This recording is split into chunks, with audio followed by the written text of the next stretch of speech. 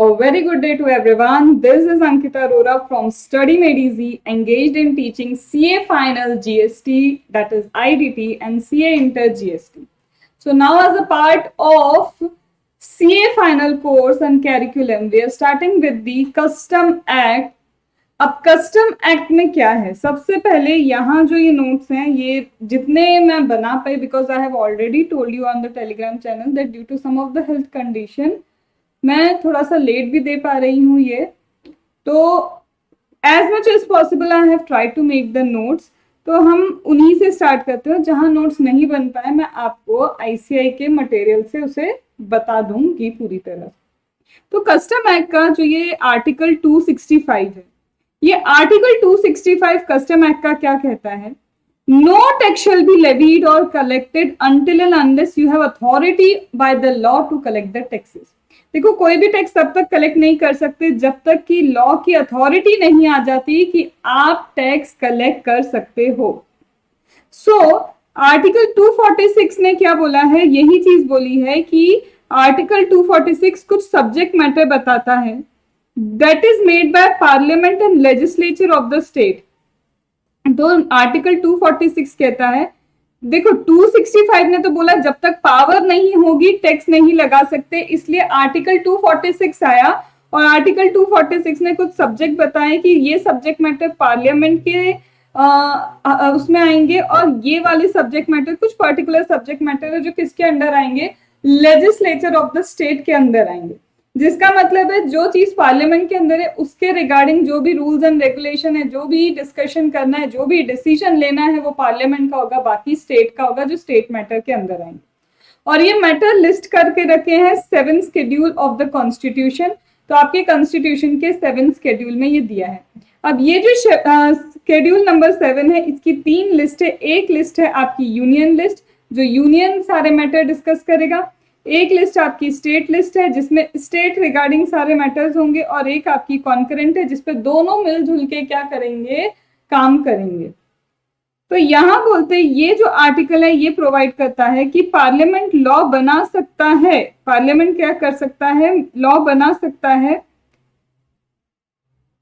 Principal for determining when a supply becomes import and export. तो यहाँ पे बोला है स्पेसिफिकली कि यहाँ पे हम पार्लियामेंट को ये पावर देते हैं कि पार्लियामेंट डिसाइड कर ले भाई कौन सा सप्लाई इंपोर्ट है, कौन सा सप्लाई एक्सपोर्ट है। जब पार्लियामेंट डिसाइड करेगा तो पावर जो है कि इस पे कस्टम एक्ट लगेगा या नहीं लगेगा, तो इंपोर्ट एक्सपोर्ट है या नहीं ये डिसाइड करने की पावर जब पार्लियामेंट के पास है, तो पार्लियामेंट ही डिसाइड करेगा कि उस पे कस्टम ड्यूटी लगेगी नहीं लगेगी।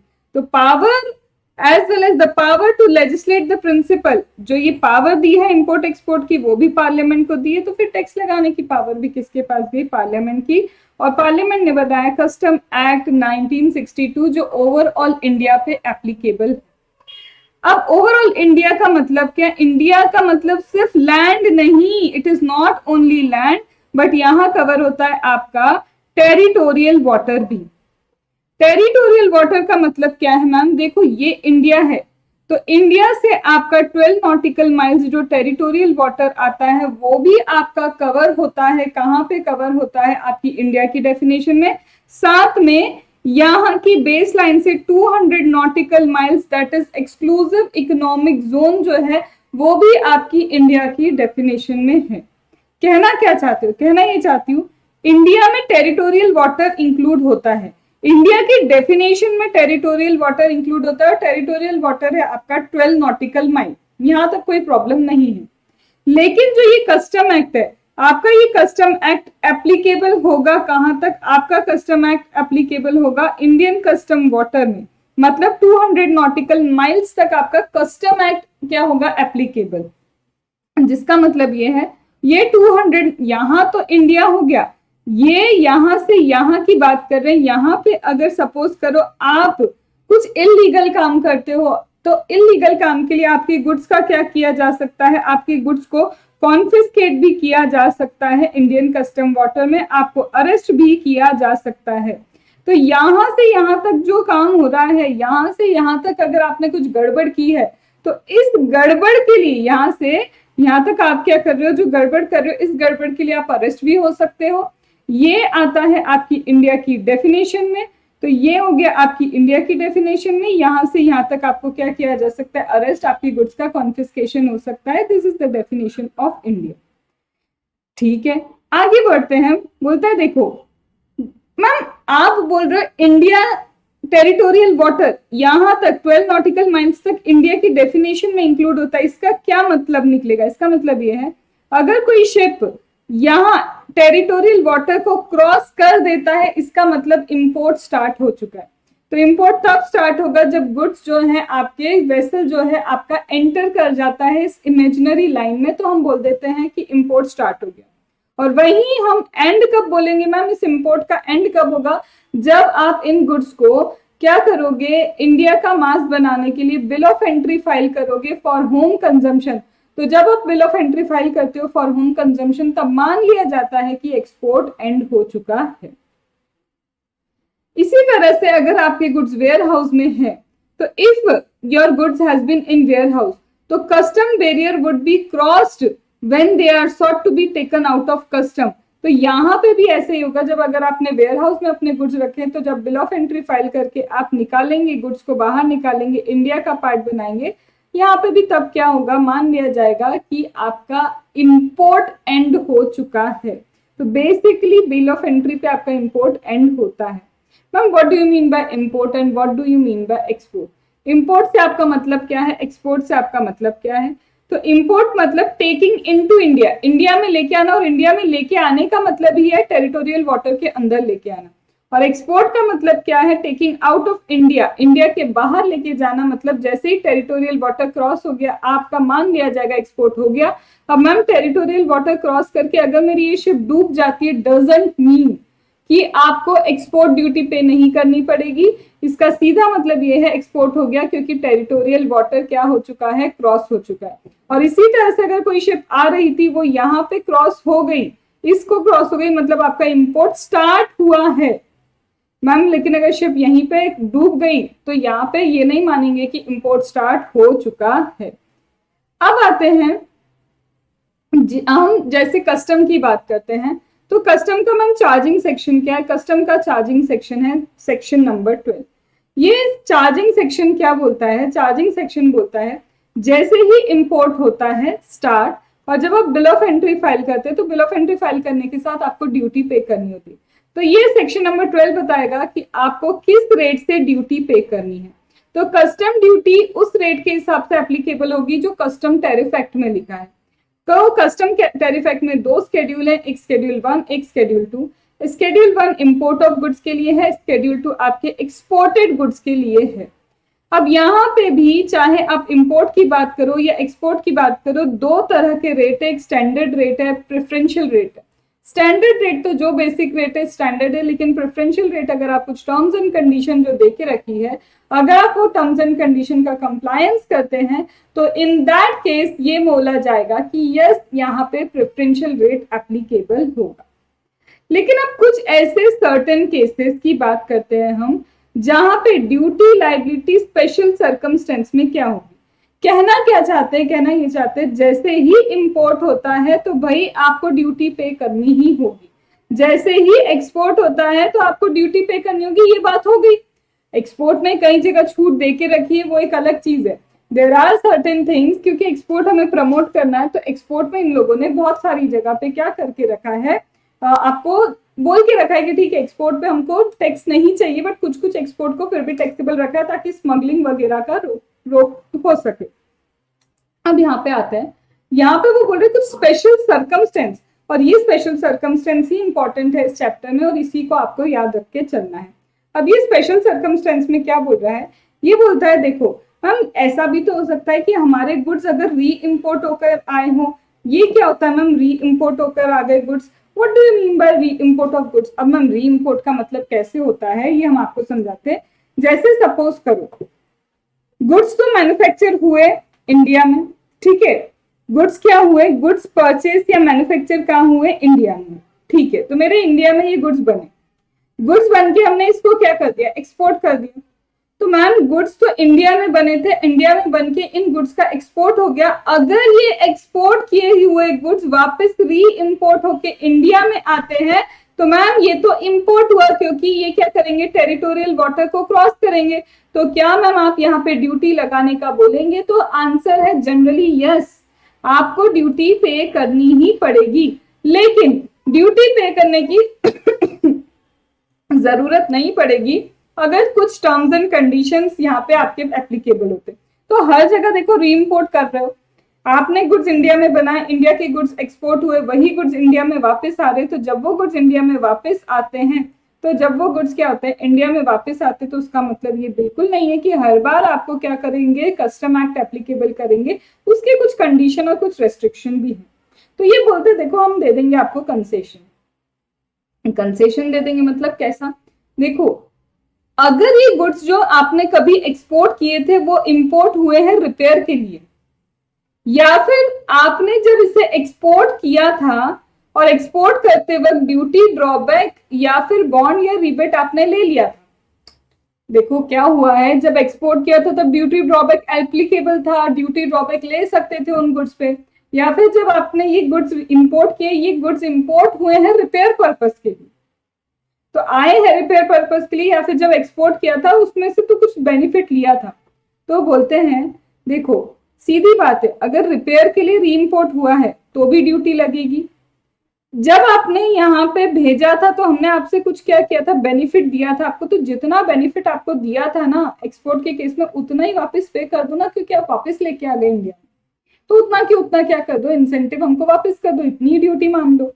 या फिर देखो एक्सपोर्ट के केस में तो चलो ठीक है, जो इंसेंटिव हमको मिला था आप बोल रहे हो कि वो इंसेंटिव वापस दे दो, इतनी ड्यूटी आप पे कर दो, लेकिन मैम लेकिन यहाँ कुछ और भी लिखा है, ये और करके क्या लिखा है, duty on fair cost of repair include cost of material used in repair whether actually incurred और not, insurance and freight charge both side. ये क्या बोल रहे हैं, देखो आपने वापस से इसको इंडिया में मंगवाया, इंडिया में मंगाओगे, रिपेयर करोगे, रिपेयर करके इसको वापस भेजोगे, तो भाई रिपेयर करने की लगेगी कुछ कॉस्ट, तो जो फेयर कॉस्ट है रिपेयर की एक तो वो, उसके साथ इसमें आपने क्या किया होगा, कुछ तो मटेरियल यूज किया होगा इसको रिपेयर करने के लिए, तो भले आपने इनकर किया हो या नहीं किया हो वो मटेरियल का कॉस्ट, मतलब अगर मटेरियल कॉस्ट एक्चुअली इनकर किया या नहीं किया, बट अगर उसमें मटेरियल लगा है तो वो लो, और इंश्योरेंस एंड फ्रेट, दोनों साइड का इंश्योरेंस एंड फ्रेट, जाने का आने का अगर इंश्योरेंस एंड फ्रेट है तो दोनों ऐड करो,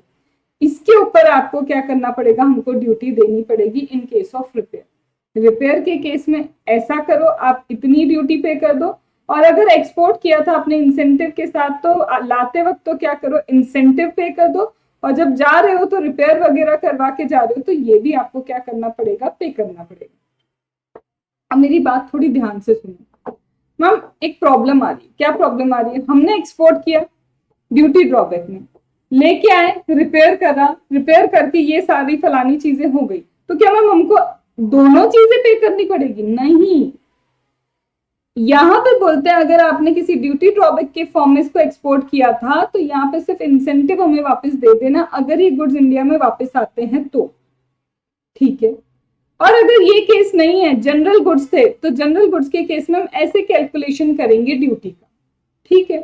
बट इसमें भी हम आपको कंडीशन दे रहे हैं, इसमें भी हम क्या दे रहे हैं, आपको कुछ कंडीशन दे रहे हैं, और वो कंडीशन ये है कि भाई कभी भी मुंह उठा के रिपेयर री इम्पोर्ट मत कराना, ये री इम्पोर्ट होना चाहिए कितने टाइम में, 3 इयर्स के अंदर री इम्पोर्ट होना चाहिए, ये जो गुड्स आपने एक्सपोर्ट किए थे और जो गुड्स इंपोर्ट हुए वो ही होने चाहिए, मतलब दोनों की कुंडली मैच करनी चाहिए, ओनरशिप भी चेंज नहीं होना चाहिए, मतलब तुमने जब एक्सपोर्ट किया, अब जब तुम री इम्पोर्ट करो भाई 3 इयर्स के अंदर मैक्सिमम, या फिर अगर एक्सटेंड होता तो 5 इयर्स के अंदर री इम्पोर्ट कर लो, दोनों एक्सपोर्ट और इंपोर्ट गुड सेम होना चाहिए, ओनरशिप चेंज नहीं होना चाहिए।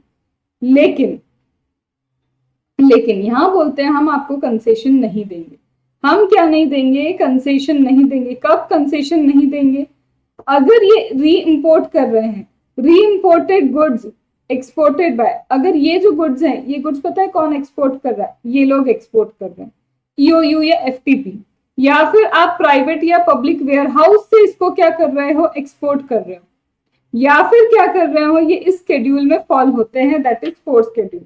मैम ये समझ नहीं आया कि अगर हम प्राइवेट वेयर हाउस या पब्लिक वेयर हाउस से वापस एक्सपोर्ट कर रहे हैं तो उसमें आप कंसेशन क्यों नहीं दे रहे हैं? एक्सपोर्ट तो हम कर रहे हैं, एक्सपोर्ट कर रहे हैं हम प्राइवेट वेयर हाउस वगैरह से, तो आप क्यों हमको क्या नहीं दे रहे हो यहाँ पे, बेनिफिट दे रहे हो? तो देखो समझो, ये बोलते भाई कंसेशन नहीं मिलेगा। मैम क्यों नहीं मिलेगा कंसेशन, वही चीज हमको समझ नहीं आ रही। हाँ चलो, तो कंसेशन इसलिए नहीं मिलेगा क्योंकि ये कभी इंडिया का पार्ट ही नहीं बने। हमने बोला था भाई इंडिया के मैन्युफैक्चर्ड गुड्स होने चाहिए, अरे भाई ये इंडिया के कभी पार्ट ही नहीं बने ना। तो एक्सपोर्ट फ्रॉम द पब्लिक और प्राइवेट वेयर हाउस अगर आप कर रहे हो तो फिर आपको ये कोई कंसेशन मिलेगा ही नहीं। फिर बोलते देखो हम एग्जेम्पशन दे रहे हैं, ये है एग्जेम्पशन। ये किस चीज की एग्जेम्पशन है? Exemption to re import for the purpose of repair. अगर आप रिपेयर पर्पस के लिए इन चीजों को, कुछ चीजों को री इम्पोर्ट करते हो, ठीक है, तो exemption to re import for the purpose of repair और रिकंडीशन और रीप्रोसेस और मेकिंग अदर सिमिलर प्रोसेस, ऐसे गुड्स जो इंडिया में मैन्युफैक्चर हुए उन्हें अगर आप रिपेयर रिकंडीशन के लिए क्या करते हो, री एक्सपोर्ट कर री इम्पोर्ट करते हो, 3 साल के अंदर री इम्पोर्ट भी हो गए। और अगर ये क्या हुए हैं, नेपाल में एक्सपोर्ट हुए थे, तो चलो 10 साल के अंदर ये क्या हो गए, री इम्पोर्ट होके आ गए। तो नेपाल के लिए 10 साल के अंदर री इम्पोर्ट होके आना है, बाकी जगहों के लिए 3 साल के अंदर री इम्पोर्ट होके आना है। तो बोलते हैं कि अगर ये रीप्रोसेस रिफाइनिंग के लिए आए थे और आप इसको वापस से भेज देते हो 1 ईयर के अंदर, आप क्या करते हो, इसको वापस भेज देते हो कितने, ये री इम्पोर्ट क्या आए थे 1 ईयर के अंदर। सॉरी, क्या है कि देखो अगर क्या है, आप क्या कर रहे हो, एग्जेम्पशन देते हैं हम आपको, कुछ भी पे करना नहीं पड़ेगा अगर ये जो गुड्स है ना इंडिया में मैन्युफैक्चर हुए थे, रिपेयर रिकंडीशन के लिए आए थे, रिपेयर रिकंडीशन के लिए जो गुड्स आए थे ये 3 साल के अंदर ही आए थे, और नेपाल है तो नेपाल से 10 साल के अंदर वापस आए थे, ठीक है। तो ऐसे केस में अगर ये री इम्पोर्ट हुआ है और आप इसको 6 मंथ्स के अंदर वापस से क्या कर देते हो, एक्सपोर्ट कर देते हो, तो ऐसे केस में अगर आपका जो एडिशनल कमिश्नर या डेप्यूटी कमिश्नर बोलता है ओके ये तो वही गुड्स थे जो हमने एक्सपोर्ट किए थे, वही री इम्पोर्ट होके आया और वापस 1 ईयर के अंदर, 6 मंथ्स के अंदर, ये एक्सटेंडेड टाइम 1 ईयर के अंदर इन्हें एक्सपोर्ट किया जा रहा है, तो कोई बात नहीं, बिल्कुल सही है। तो यहाँ पे आपको बिल्कुल एग्जेम्पशन है, कोई टैक्स ही पे करने की जरूरत नहीं पड़ेगी, ठीक है। लेकिन अगर ये री इम्पोर्ट हुए थे रीप्रोसेस के लिए या फिर किसी तरह की प्रोसेस के लिए, रिपेयर नहीं है, रिकंडीशन नहीं है, कोई नई प्रोसेस करने के लिए हुए थे और 1 ईयर के अंदर आए थे, देखो रिपेयर के लिए ज्यादा टाइम है, रीप्रोसेस के लिए 1 साल का ही टाइम दिया है। तो ऐसे केस में बोलते हैं कि अगर ये 1 ईयर के अंदर या 6 मंथ और एक्सटेंडेड टाइम 1 ईयर के अंदर आप इसको एक्सपोर्ट कर देते हो वापस, तो आपको कुछ भी टैक्स पे करने की जरूरत नहीं पड़ेगी। इसके अलावा बोलते हैं सेक्शन 21 क्या है? सेक्शन 21 बताता है कि देखो इंपोर्ट का मतलब क्या, बॉट इनटू इंडिया। अब बॉट इनटू इंडिया चाहे ऐसे गुड्स जो आपने सोचा था कभी रिकवर नहीं होंगे, ठीक है, आपने सी में छोड़ दिए थे, सपोज आपकी क्या हो रही थी, शिप डूबने वाली थी, आपको लगा भारी हो रही है शिप, आपने आपके गुड्स हटा दिए, आपने कहा कभी आप रिकवर नहीं होंगे और वो इंडिया में आ गए। जेटसम मतलब goods taken out of vessel to save from sinking, डूबने से अगर वेसल को बचाना है या फिर किसी और रीजन से आपको लगा ये तो गए, अब मुझे गुड्स वापस कभी नहीं मिलेंगे, ये क्या हो गए, फ्लोट हो के क्या हो गए, यहाँ पे हमारे पास आ गए, इंडिया में आ गए। या फिर छोटे छोटे शिप्स में क्या कर दिए, ये टाइड्स के थ्रू, ये टाइड्स के थ्रू क्या हो गए, इंडिया में आ गए। तो इसमें से कोई भी केस होगा तो ये चाहे आप इंटेंशनली लेके आओ, अनइंटेंशनली लेके आओ, गुड्स ब्रॉट इन इंडिया, यहाँ पे ड्यूटी लगेगी। फिर होता है ड्यूटी, रेट ऑफ ड्यूटी क्या होगी? रेट ऑफ ड्यूटी डिसाइड होती है जिस दिन आप बिल ऑफ एंट्री क्या करते हो, फाइल करते हो, या फिर date of arrival whichever is later. तो आपका जो वेसल या एयरक्राफ्ट अराइव होता है, तो वेसल और एयरक्राफ्ट का अराइवल या फिर जिस दिन आप बिल ऑफ एंट्री फाइल कर रहे हो, विच एवर इज लेटर, क्योंकि बिल ऑफ एंट्री आपको पता होगा अराइवल के पहले भी फाइल की जा सकती है, तो इसीलिए विच एवर इज लेटर उस दिन डिसाइड करेंगे हम कि आपका रेट ऑफ टैक्स क्या होगा। तो होम कंजम्पशन के लिए अगर आप फाइल कर रहे हो, ठीक है, goods entered and home consumption के लिए, तो बिल ऑफ एंट्री या फिर inward whichever is later. Warehouse है तो वेयर हाउस में तो ऑब्वियसली बाद में बात हो रही है, तो बिल ऑफ एंट्री फाइल करते वक्त, और एनी अदर गुड्स के केस में पेमेंट जब कर रहे हो उसी दिन का क्या होगा, रेट डिसाइड किया जाएगा। अब बातें आती है रेमिशन, अबेटमेंट एंड एग्जेम्पशन की। अब बात किसकी आती है? रेमिशन, अबेटमेंट एंड एग्जेम्पशन की। यहाँ बोलते हैं कई बार ना गुड्स पिल्फर्ड हो जाता है, मतलब छोटी मोटी चोरी होना। तो बोलते देखो अगर छोटी मोटी चोरी हो गई है तो इस पे तो आपको कुछ ड्यूटी पे करनी नहीं पड़ेगी, लेकिन उसकी एक कंडीशन है। क्या कंडीशन है भाई? छोटी मोटी चोरी हो जाए तब भी बोलते हैं after unloading, before proper officer. भाई जब हमारी जिम्मेदारी आई थी ना, मतलब डिपार्टमेंट की जिम्मेदारी आई थी, डिपार्टमेंट की जिम्मेदारी आने के बाद अगर ये चोरी हुई है तो हम तुम्हें बोलेंगे कि भाई रहने दे, तेरे को कोई ड्यूटी पे करने की जरूरत नहीं। तो आफ्टर अनलोडिंग, अनलोडिंग के बाद, but before proper officer order for clearance of home consumption. Unloading हो गई और होम कंजम्पशन के क्लियरेंस के बीच में अगर ये चोरी हुई है और चोरी होने के बाद ये कभी भी रिस्टोर नहीं हो रहे आपको, मतलब आपको रिस्टोर नहीं हुए, तो इन दैट केस यहाँ पे आपको ड्यूटी नहीं पे करनी है। वहां पे तो कस्टोडियन की जिम्मेदारी थी, उसको संभालनी थी चीजें, कस्टोडियन ड्यूटी पे करेगा। लेकिन अगर ये आपको क्या हो जाते हैं, ये रिस्टोर हो जाते हैं, तो now you would be liable to pay the duty. Circumstance में कैसे पता चलेगा पिल्फरेज हो गया? फटा हुआ कुछ दिख रहा है, कोई स्पेस है, मेरे 15 आर्टिकल रखे थे वो एक जगह खाली दिख रही है, आर्टिकल्स मिसिंग हो गए, that is what? Pilferage. Goods condition क्या है? आपके गुड्स पिल्फरेज होना चाहिए लोडिंग के बाद बट क्लियरेंस से पहले, और वो रिस्टोर नहीं होने चाहिए, उसको बोलते हैं हम पिल्फरेज। मैम कई बार ऐसा होता है कि आपने बोला क्लियरेंस ऑर्डर के पहले पिल्फरेज होना चाहिए, ठीक है, लोडिंग हो गई, अनलोडिंग हो गई, अनलोडिंग के बाद और क्लियरेंस ऑर्डर आता है, उससे पहले अगर पिल्फरेज हो जाता है तो ऐसे केस में मैम आप क्या बोल रहे हो? ऐसे केस में आप बोल रहे हो कि ये पिल्फरेज कहलाएगा। बट मैम कभी कभार ऐसा भी होता है, हमको at the time of removal, pilferage कब नोटिस होता है पता है मैम? जब हम रिमूव कर रहे हैं गुड्स को। तो जब हम क्या कर रहे हैं, गुड्स को रिमूव कर रहे हैं, तब हमने देखा यार काउंटिंग करते करते ये क्या हो गया, ये तो हमारे गुड्स कम है। तो बोलते हैं इट हैपेंस, पिल्फरेज ऑब्जर्व होगा आपको, लेकिन तब जब आप रिमूव कर रहे हो गुड्स। लेकिन यहाँ तो क्लियरेंस ऑर्डर इशू हो चुका होगा, आप ड्यूटी ऑलरेडी पे कर चुके होगे, क्योंकि क्लियरेंस ऑर्डर पे तो ड्यूटी क्या करनी पड़ती है? पे करनी पड़ती है। तो आप क्या कर चुके होगे? ड्यूटी पे कर चुके होगे। तो ऐसे केस में क्या होगा? तो बोलते हैं ऐसे केस में इंपोर्टर को क्या करना पड़ेगा? रिफंड, उसको लेना पड़ेगा। अब रिफंड उसमें वो क्या करेगा? इंपोर्टर इंश्योरेंस वालों को, सर्वेयर वालों को बोलेगा भाई एक बार चेक वेक कर लो, सच में मेरे गुड्स कम है, और तुम एक बार एक रिपोर्ट दे दो कि हाँ भैया सामने वाले के गुड्स कम थे। ये एक प्रूफ हो गया। अब ये प्रूफ है तो वो रिफंड के लिए क्लेम करेगा और उसकी ड्यूटी उसको क्या की जाएगी? वापस से रिफंड की जाएगी। तो गुड्स पिल्फर्ड होते हैं क्लियरेंस ऑर्डर के बाद, ठीक है, यहां तक की बात क्लियर हो गई कि यहाँ उसको रिफंड मिल जाएगा। अब यहाँ बोल रहे मैम देखो ये भी तो हो सकता है चोरी क्लियरेंस ऑर्डर के बाद हो, but before goods actually cleared, clearance order के बाद चोरी हो, क्योंकि कस्टोडियन भी दिमागदार है, उसको पता है अगर क्लियरेंस ऑर्डर के पहले चोरी हुई तो उस पर आएगा। उसने जैसे क्लियरेंस ऑर्डर आया, सपोज करो मिली भगत करके उसने चोरी करवाई, तो गुड्स तो चोरी हुए लेकिन क्लियरेंस ऑर्डर के बाद, बट एक्चुअल क्लियरेंस के पहले, तो इसको आप पिल्फरेज नहीं बोल सकते हो। तो इसीलिए यहाँ पे क्या बोला है कि ऐसे केस में क्या होगा? आप रिफंड क्लेम कर सकते हो, लेकिन सर्वेयर इंश्योरेंस वालों को बोलना एक बार देख ले, चेक कर ले, उसके बाद। सेक्शन 13 पिल्फरेज गुड्स के साथ डील करता है, लॉस या डिस्ट्रॉय गुड्स के साथ नहीं। ये अप्लाई नहीं होता अनलोडिंग के पहले। पिल्फरेज कभी भी अनलोडिंग के पहले अप्लाई नहीं होता है। इसका मतलब सेक्शन नंबर 13 और जो अभी हम पढ़ रहे थे कि क्लियरेंस ऑर्डर के आने के बाद आपके गुड्स गायब होते हैं, तो वो होता है लॉस। तो सेक्शन 13 एंड सेक्शन आपका 45 दोनों अलग अलग चीजें हैं। ये टोटली क्या है? अपोजिट है। ड्यूटी एक जगह कस्टोडियन पे करेगा तो दूसरी जगह क्या होगी? ड्यूटी आप रिमीट कर सकते हो, ले सकते हो। खुद ने पे की और खुद पे करके क्या कर सकते हो? ड्यूटी का रेमिशन कर सकते हो। मैम फर्क क्या है सेक्शन 13 एंड 23 में? जब गुड्स हमारे लॉस हो जाते हैं, देखो मेरी बात को थोड़ा सा ना ध्यान से सुनना। पिल्फरेज का मतलब है अनलोडिंग हो गई उसके बाद, और क्लियरेंस के पहले जो चोरी होती है, छोटी मोटी चोरी, उसको पिल्फरेज बोलते हैं।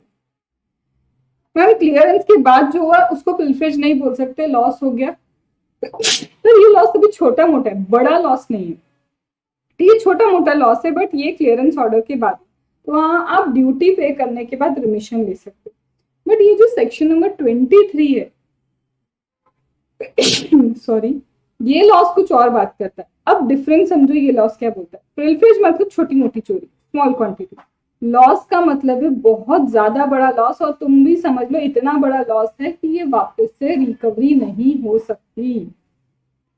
पिल्फरेज की उम्मीद है कि रिकवरी हो जाएगी, बट यहाँ पे आपको कोई उम्मीद नहीं है कि रिकवरी होगी। यहाँ पे कस्टोडियन भाई साहब आपकी ड्यूटी पे करेंगे, बट यहाँ पे ड्यूटी पे करने के लिए कस्टोडियन नहीं आएगा। The duty paid on such good shall be paid by you, आप ही पे करेंगे। जस्ट आपको रिमीट हो सकती है, अगर बाद में चीजें प्रूफ होती है कि हाँ भैया लॉस हुआ, डिस्ट्रक्शन हुआ, तो आपको ड्यूटी रिमीट कर देंगे।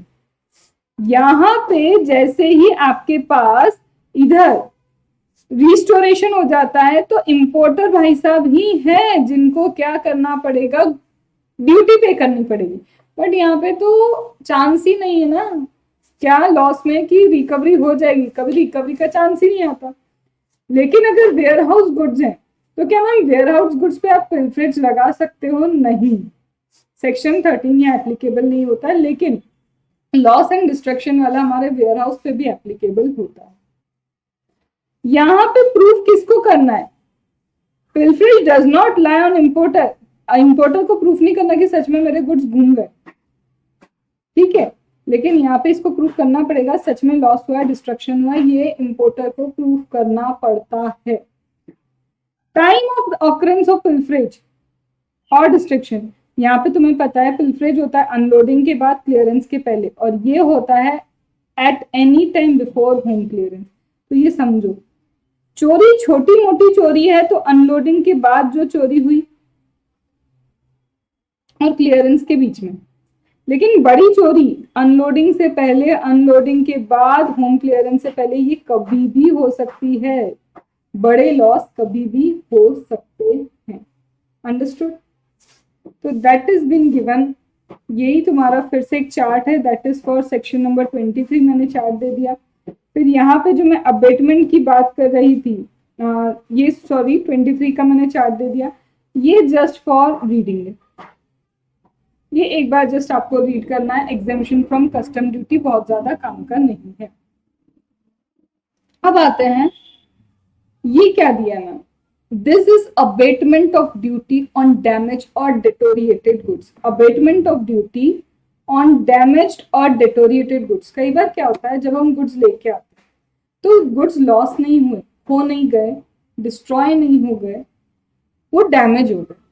अब तुम बताओ, जो चीज डैमेज हो गई उसकी वो वैल्यू नहीं गई। जब हम उसको अच्छा खासा इंपोर्ट करके लाते, तो बहुत सही तरीके से अगर मैं उसको इंपोर्ट करके लाती, तो वो इंपोर्ट करने पे पता है क्या होता, उसको इंपोर्ट करने पे मैं जो ड्यूटी पे करती ना, वो अलग बात होती। लेकिन अब ये हो गए हैं खराब, और खराब गुड्स की वो वैल्यू नहीं है, मैं ड्यूटी उतनी दे नहीं सकती।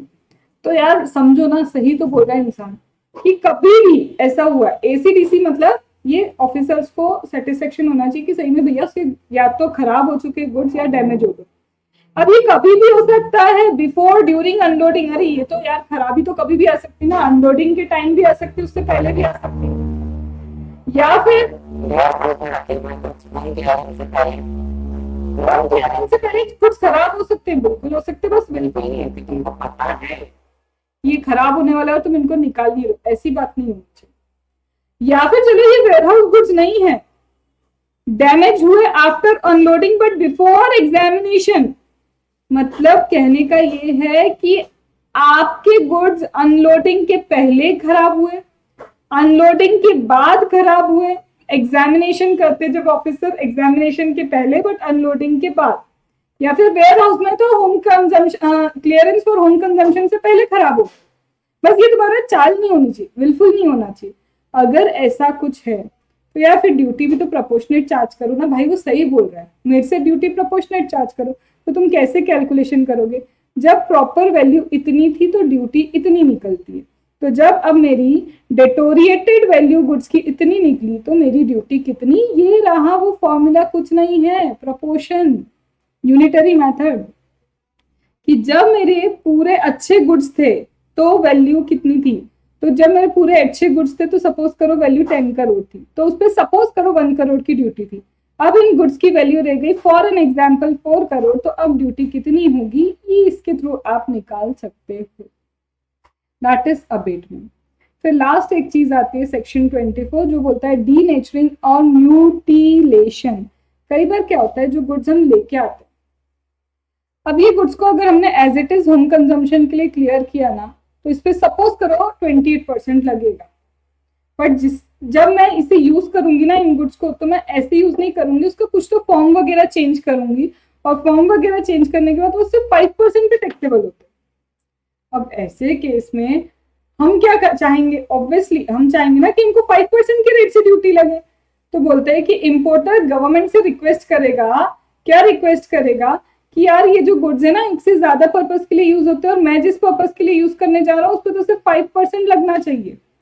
तो वो अगर मानते हैं, गवर्नमेंट पूरी मानती, मतलब वहां एसीडीसी ओके करते, तो उसको पोर्ट पे ही क्या करना होगा, उस पर वो प्रोसेस लगानी होगी, उसको डी नेचरिंग म्यूटिलेशन ऐसे करना होगा कि अब वो गुड्स उसी पर्पस के लिए यूज हो पाए जिस पर्पस के लिए वो चाहता है, दूसरे पर्पस के लिए यूज नहीं होंगे। तो अगर वो ऐसा करता है तो उसको फिर डी नेचर करने का मौका मिलेगा और फिर लोअर रेट पे टैक्स पे करने को मिल जाएगा। आई बात समझ में? अब ये एक और रूल है, this again you have to just read, एक बार रीडिंग करना और फिर इस चार्ट से आप गो थ्रू करोगे तो it would be very easy for you to understand. ठीक है, तो ये ना ये आपका चैप्टर नंबर 1 है जो आईसीआई की बुकलेट से है, जिसमें हमने अभी ये समझा कि भाई कस्टम जो है ना, कस्टम इंपोर्ट एंड एक्सपोर्ट पे लगता है। कॉन्स्टिट्यूशन बोलता है 265 की जब तक आपके पास पावर नहीं हो ना, जब तक आपके पास कोई पावर नहीं है, समझ लो आप क्या नहीं कर सकते, टैक्स चार्ज नहीं कर सकते। इसलिए 246 आया और 246 ने वो सब्जेक्ट मैटर बताया जिसमें स्टेट कहाँ पे यूनियन कहाँ पे, दोनों मिलके काम करेंगे। कस्टम की भागदौड़ गई किसके हाथ में कि तुम ही डिसाइड करो कौन से सप्लाई को इंपोर्ट बोलोगे, कौन से सप्लाई को एक्सपोर्ट बोलोगे, पार्लियामेंट के हाथ में। तो कस्टम की पूरी भागदौड़ गई पार्लियामेंट के हाथ में। कस्टम एक्ट ओवरऑल इंडिया पे एप्लीकेबल होता है। अब इंडिया में इंक्लूड होता है टेरिटोरियल वाटर, टेरिटोरियल वाटर मतलब 12 नॉटिकल माइल।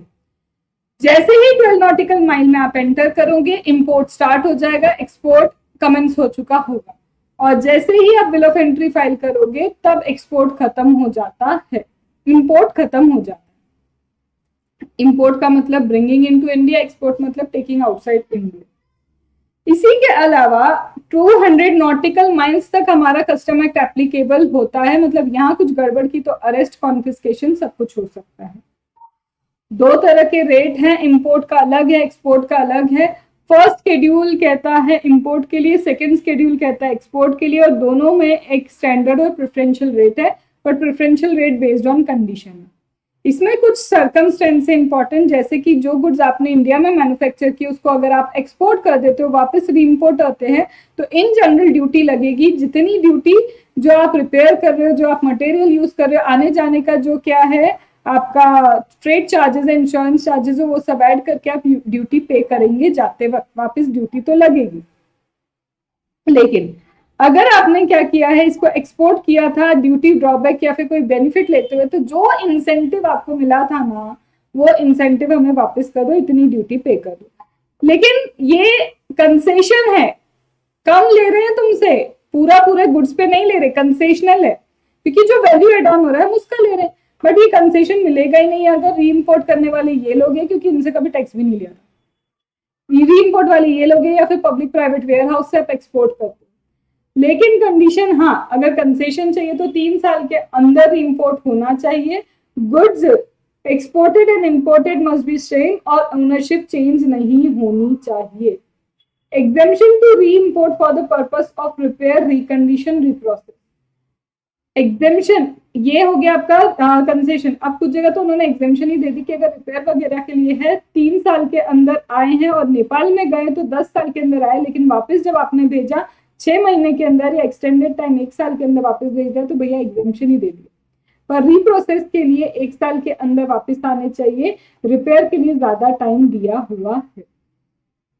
देन इसके बाद हमारी बात आती है गुड्स इंटेंशनली लाओ या फिर लाए गए हों, कोई भी केस तो भाई इंपोर्ट मतलब इंपोर्ट है।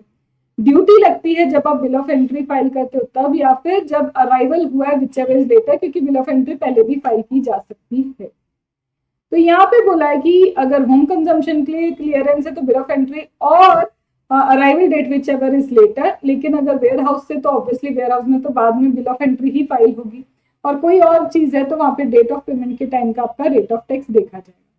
पिलफरेज गुड्स का मतलब छोटी मोटी चोरी हो जाना जो अनलोडिंग के बाद होती है और होम क्लियरेंस के पहले होती है, लेकिन अगर ऐसी चोरी हुई है तो custodian is responsible to pay the tax, और अगर ऐसी चोरी कस्टोडियन होम क्लियरेंस के बाद हुई है तो वो चोरी नहीं है, पिलफरेज नहीं है, वहां पर रिमिशन आता है, यहाँ टैक्स पे ही नहीं करना पड़ता है। लेकिन अगर होम क्लियरेंस ऑर्डर के बाद चोरी हुई है तो वहां पे आप टैक्स पे करते हो, इम्पोर्टर खुद आप टैक्स पे करते हो, और आपके टैक्स पे करने के बाद क्या होता है, आपको रिमिशन मिल सकता है, वो भी तब जब इंश्योरेंस सर्वेयर वाले बोलते हैं तो। मैम लॉस और पिलफरेज में डिफरेंस ये है, लॉस मतलब बड़ी चीज जिसकी रिकवरी की कोई उम्मीद नहीं है, लेकिन जब हम लॉस की बात करते हैं वो अनलोडिंग से पहले, during unloading, after unloading, clearance for home consumption से पहले कभी भी ये लॉस हो सकता है। बट पिलफरेज का एक टाइम लिमिट आपको फिक्स करके यहाँ पे दे के रखा है, जो अभी अभी हमने देखा। फिर इसके बाद हमने एक लास्ट चीज की थी अबेटमेंट की। कई बार गुड्स हमारे मैम क्या हो जाते हैं, खराब हो जाते हैं, डिटोरिएट हो जाते हैं, तो प्रोपोर्शनेट बेसिस पे ड्यूटी पे होगी, और साथ में डी नेचरिंग का भी बोल के रखा है आपको कि आपके एक जो गुड्स है एक से ज्यादा पर्पस के लिए अगर यूज होते हैं तो उन गुड्स को आप डी नेचर म्यूटिलेट कर सकते हो, उसको वन पर्पस के लिए फिट कर सकते हो। तो जो नॉर्मल रेट उस पर लग रहा है उस रेट पे ये लोग क्या करेंगे, ड्यूटी चार्ज कर लेंगे। एंड यही सारी चीजें मैंने आपको बताई है जो आपके चैप्टर नंबर 1 में, अब आप अगर मॉड्यूल से पूरा चैप्टर नंबर 1 रीड करोगे तो सारी की सारी चीजों का हमने क्या कर लिया है यहाँ पे ओवरऑल, ये देखो कवरेज कर लिया। और मैंने जो नोट्स बनाया उसमें ये क्रॉस इसीलिए है क्योंकि क्रॉस करते करते करते करते कि कुछ छूटा नहीं हो, तो सब कुछ यहाँ पे क्या हो चुका है, ये देखो अबेटमेंट वाला पॉइंट ये रहा, ये सब आपका यहाँ पे क्या हो चुका है, कवर हो चुका है।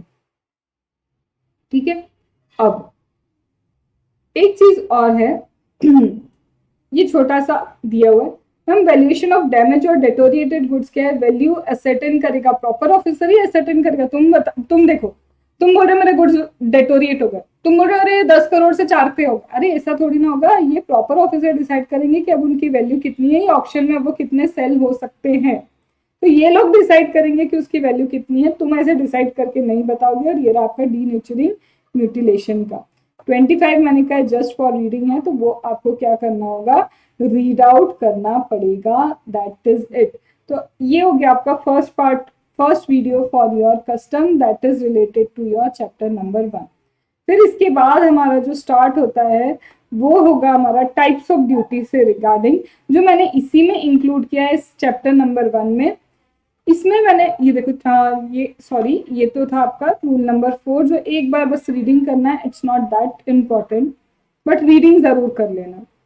ये रहा हमारा टाइप्स ऑफ ड्यूटी, ये दूसरा चैप्टर है आपके मॉड्यूल में, बट मैं इसे फ्लो के लिए जानबूझ के चैप्टर नंबर 1 में लेती हूँ। जब आप कस्टम समझो तो आपको ये भी समझ में आ जाना चाहिए कि डिफरेंट टाइप्स ऑफ ड्यूटीज क्या होती है।